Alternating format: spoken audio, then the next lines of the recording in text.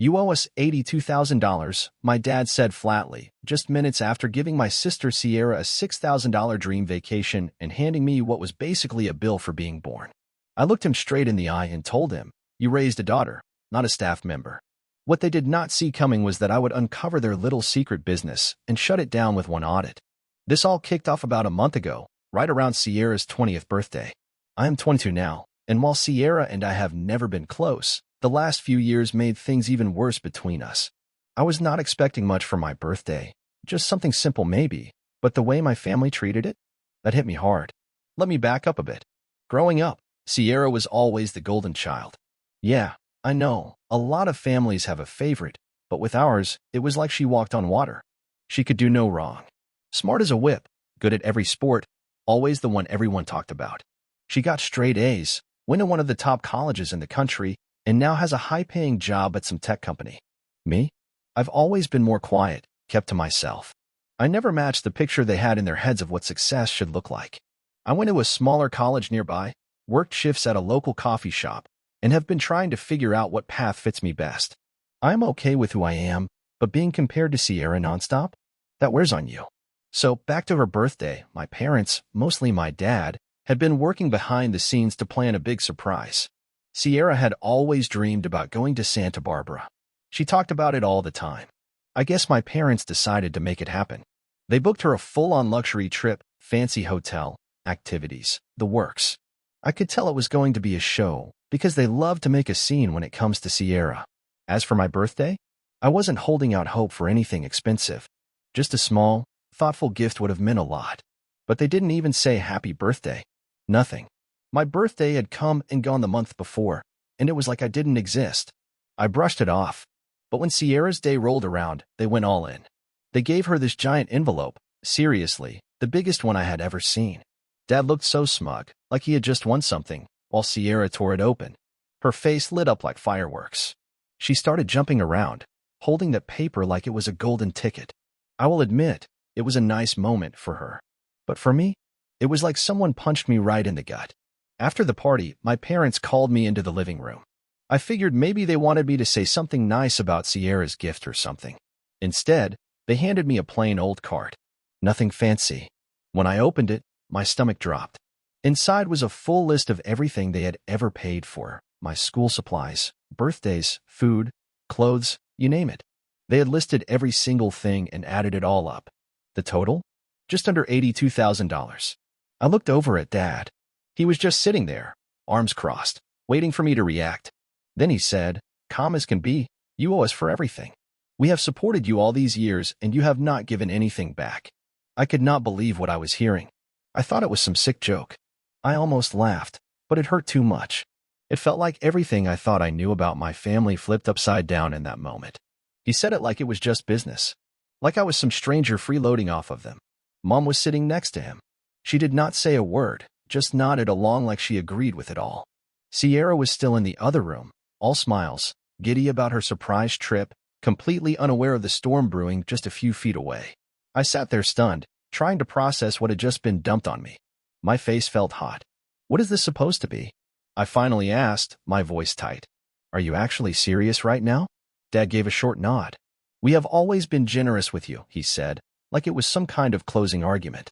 But we are done giving without something in return. We expect this to be paid. Then he added, consider it a wake-up call. That was it for me. The nerve he had. The nerve they both had. I could feel myself about to blow up, but I kept it together, barely. I grabbed that envelope and tossed it down on the table. I am done, I said, keeping my voice steady even though I was shaking inside. I am not paying you back for what you are now calling generosity. You have never truly been there for me, and now you expect me to pay for years of fake love. I got up to leave, ready to get as far away from that house as I could, but Dad called after me. Do not walk away from this, Riley. You need to face it now. I did not look back. I walked out, slammed the front door behind me, and drove straight to a friend's place. I sat in my car for a while, staring at nothing, my mind spinning. The whole thing felt like a twisted dream. I had never felt so tossed aside in my life. I could not stop replaying the conversation in my head, the way they looked at me like I was some kind of financial burden. For the next few days, everything felt hazy. My phone kept buzzing with texts and missed calls from my parents, but I ignored all of it. I was too angry to even think straight. Then things started to get weird. Sierra called me up, and she sounded close to tears. She kept saying I had misunderstood everything, that Dad had just gotten too emotional over her birthday and said things he did not mean. She swore they never actually expected me to pay that amount, that it was all just a joke that went too far. But I was not buying it. Who hands over a fully itemized bill and calls it just kidding? Not long after that, Dad started leaving me voice messages. He said he was sorry, but in the same breath told me I was overreacting. He started talking about how I needed to accept reality and remember that family is everything. But none of it sounded real. It felt like he was trying to flip the script, like I was the one causing all the trouble. I could tell they were panicking, trying to smooth it all over, but I needed time to breathe. I needed space to think. Everything after I left their house felt like I was walking through fog. I ended up crashing at my friend Harper's place for a few nights. She is one of the few people who really understands what I have been carrying for years. She has seen firsthand how I was always treated like the backup plan, the one they forgot, the one who never measured up to Sierra. Harper did not try to give advice or fix anything. She just listened, and that meant everything. For once, I did not feel crazy for being upset. After a few quiet days, the phone started buzzing again. This time it was Mom. She left a message one night, and her voice was shaky, softer than I had ever heard it.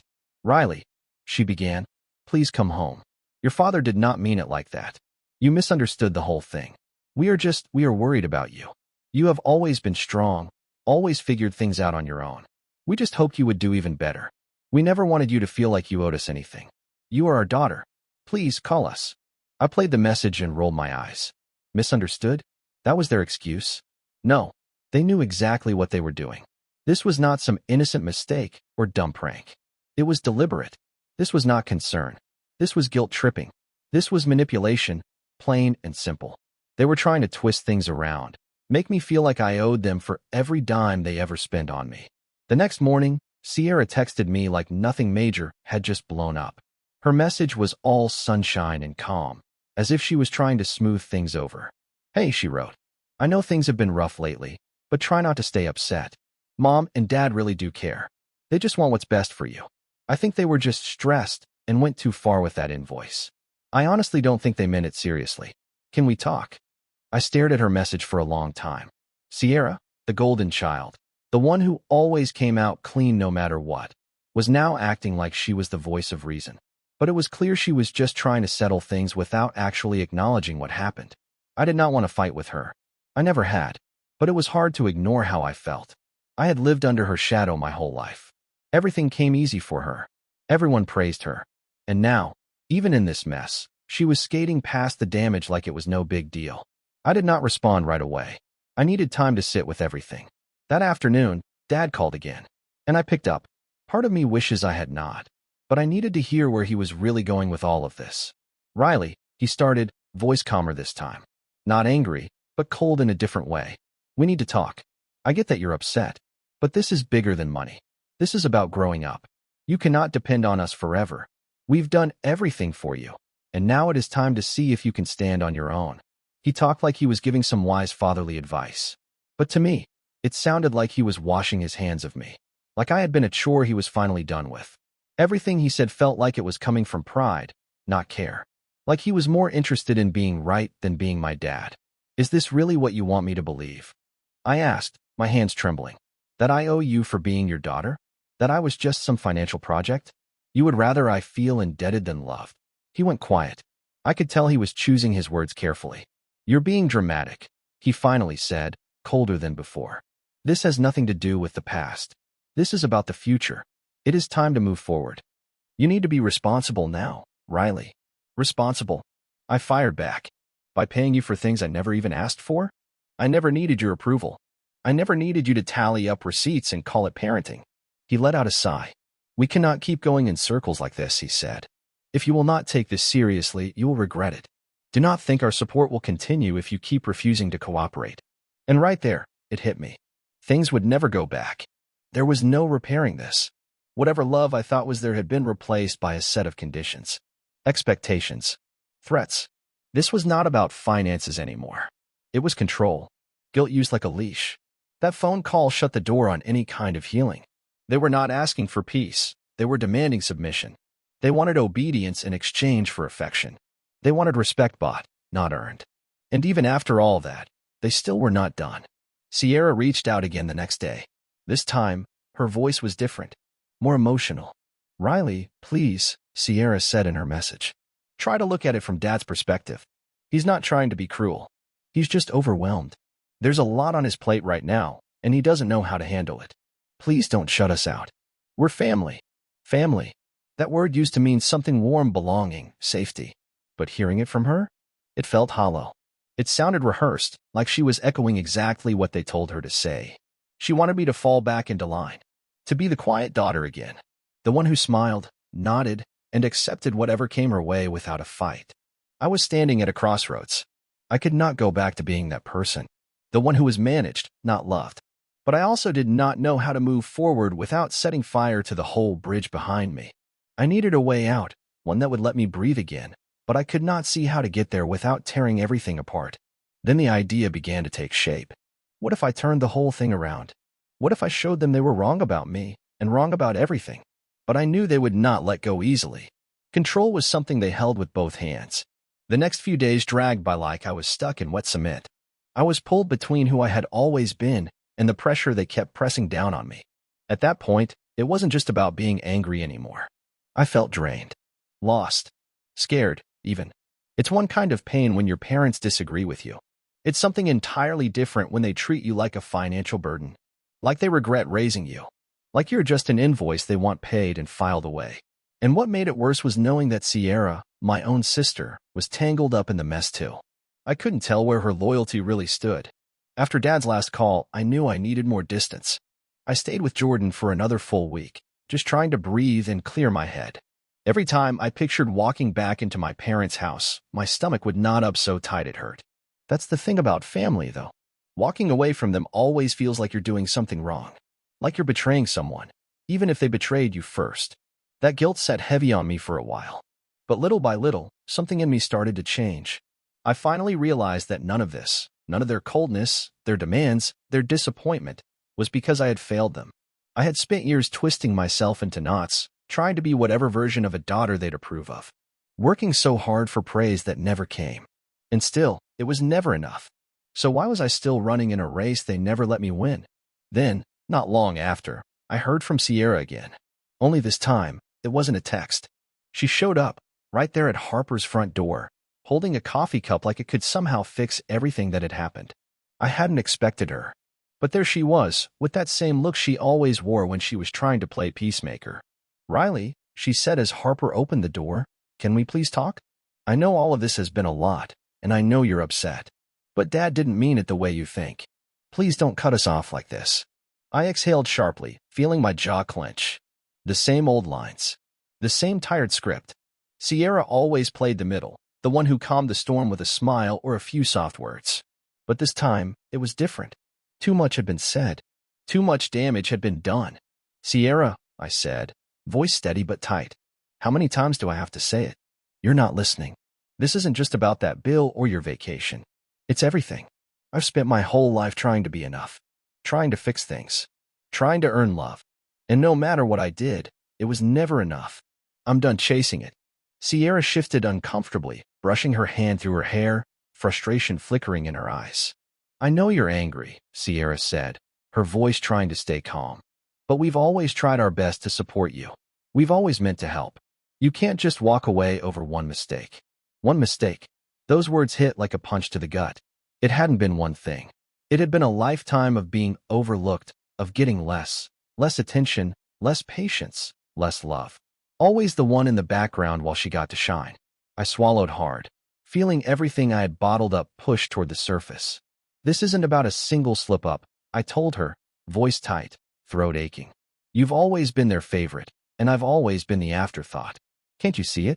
Every time something went wrong, I was expected to either fix it or disappear. And now they treat me like a debt to be settled, like I owe them for existing. How can you not see what that really means?" Sierra looked like she wanted to say something, but her mouth just hung open. She was struggling, torn between the version of our family she wanted to believe in and the truth I was putting in front of her. The room felt heavy, like the air had thickened between us. When she finally spoke again, her voice had softened. I'm sorry, Riley. I know this hasn't been easy, but please, don't let this tear us apart. We're still family. I shook my head, holding back the weight of emotion building in my chest. No, Sierra, this isn't about family anymore. This is about power, about being shaped into something I was never meant to be. I don't want love that comes with conditions. I don't want affection that needs to be earned. I stood up, pacing now, hands clenched at my sides. I could feel the heat in my face, the frustration bubbling up. They never gave without keeping score. And now they want it formalized. They want money, Sierra. I'm done playing along. I looked at her, and I could see the change. Her expression shifted. She wasn't just upset now. She was ashamed. Something in her eyes said she knew this went deeper than a bad moment. She looked torn, like she was stuck between siding with me and falling back into the role our parents had always carved out for her. Riley, she said softly, please don't let it end like this. You're my sister. I don't want this to be the reason I lose you. I stopped pacing and took a deep breath. It wasn't just about me anymore. Sierra was part of this too. I didn't want to lose her, but I couldn't keep sacrificing myself just to keep things peaceful. I needed to do something real, something that would finally make my parents see how far they had crossed the line. I'm not coming back, I said, steady and clear. I can't pretend everything's fine. I have to make them understand that this isn't right. This has never been about money. This is about being treated like a human being. And they've never shown me that. She stood there, quiet, her eyes downcast. I saw something flicker in her expression, maybe understanding, or at least the beginning of it. I'll talk to them, she whispered. Just, please don't do anything extreme. Let's figure it out. Together. I did not answer right away. What could I say? She had her way of dealing with them. I had mine. And honestly, I wasn't sure her way would change a thing. But for the first time in a while, I didn't feel like I was standing alone. A few more days went by, then the call came. This time I was ready. I answered, expecting more guilt trips, more spin, more pressure. But I was not ready for what came next. Dad's voice was sharp, icy. Riley, he said, we're disappointed in you. But we're still willing to move past this, if you make the right decision. My chest tightened. This was the turning point. The moment where I had to make a choice. Either keep moving forward on my own terms, or let them reel me back in on theirs. Do the right thing? I repeated back to him, laughing dryly. I've been doing what's right my whole life. Maybe it's time you realize you don't get to control me anymore. Their words hung in the air, sharp, weighted, pressing, but I was done playing their game. I wasn't falling for it this time. That's the thing about family, especially the kind that plays favorites. They think that because they raised you, they own you, that they can guilt you into anything, no matter how badly it messes with your head. But this was where I drew the line. I wasn't going to be their emotional punching bag anymore. I wasn't going to let them treat me like some burden they had to carry, like some mistake they kept trying to fix. I needed to take control back, and I knew just how to start. I began gathering everything I had: texts, voicemails, screenshots, emails. Any shred of proof that showed the quiet ways they had manipulated me, controlled me, made me feel small. This wasn't just about that ridiculous vacation or the so-called bill. It was about years of subtle jabs, constant comparisons, and the message they drilled into me. I wasn't good enough unless I was useful. That was the real debt they wanted paid, my dignity. I decided to start with the house. They had always thrown guilt at me for moving out. You'll regret it, they used to say, like they still had a claim on my future.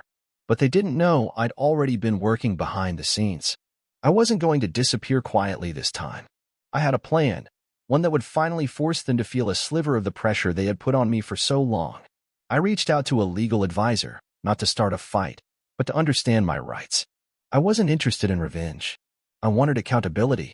I started digging into the financial choices they had made in my name, money that passed through my accounts, expenses they told me to cover just for now, promises they never explained.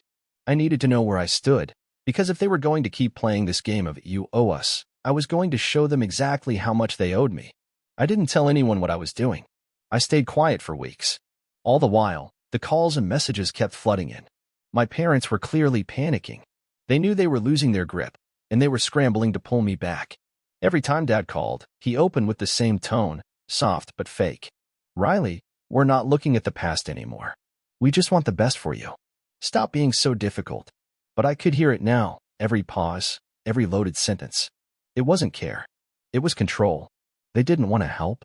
They just wanted to be in charge again. And then the moment came. They had finally sunk a large amount of money into some business project they had been dreaming about for years. Their big plan.